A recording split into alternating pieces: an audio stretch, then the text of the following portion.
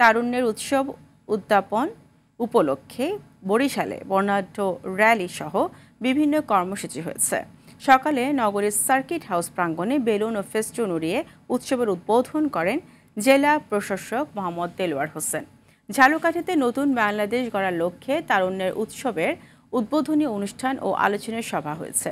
সকালে জেলা প্রশাসক কার্যালয়ের সামনে থেকে একটি বর্ণাঢ্য শোভাযাত্রা বের হয়।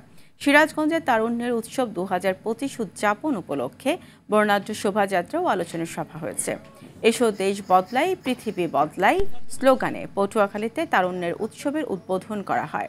এছাড়া পাবনা ও কুয়াকাটায় তারুণ্য উৎসব উপলক্ষে বিভিন্ন কর্মসূচি পালন করা হয়।